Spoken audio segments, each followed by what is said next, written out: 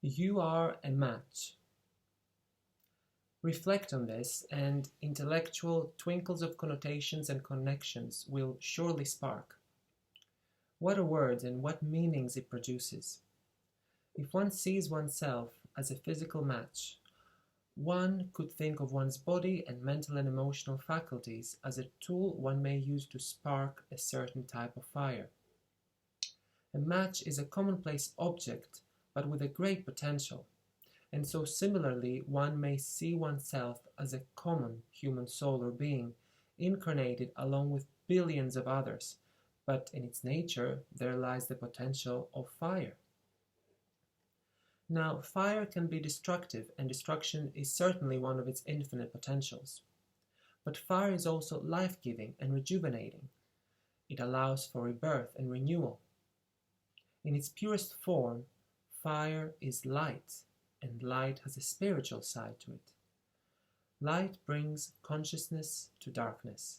Darkness being a word and a concept one can substitute with emptiness. So light fills a void. Darkness is the realm where light isn't. And if darkness is emptiness, and light is the consciousness that fills the emptiness, then it follows that darkness isn't real.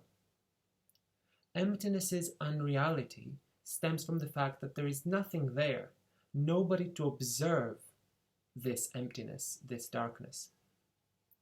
Darkness and emptiness only become a thing when light and consciousness come into existence, and only within a polarity framework. So this light and dark concept of duality is widely understood but scarcely integrated within one's consciousness. The recognition of both of these aspects as they manifest within and without, being a philosophical and an intellectual journey that is a must-do for any conscious human being at some point in time and space. But the sparks of the match don't end there. Match also refers to a game between opponents as well as the one that is made in heaven. A match may be a relationship between two components that are expressed as forces battling it out for supremacy, again within a polarity framework.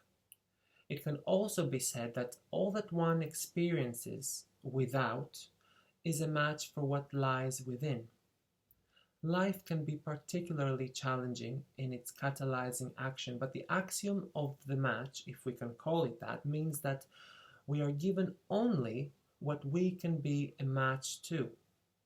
And going back to the light and dark concept, the dark can never overwhelm the light. Remember, there is absolutely no dark without the light, the dark being simply a byproduct of the light within a duality framework. And so simply know, or better remember, that the dark aspects of one's life experience will always be a match for the light that is one's own consciousness. And if the dark can never overwhelm the light, then it follows that your own light isn't only a match to the dark aspects of your life's experience, but it can easily overthrow it and reveal it for what its true nature is. Emptiness. Be the consciousness that fills the emptiness. Be the light that topples the dark. Be the match that sparks that light.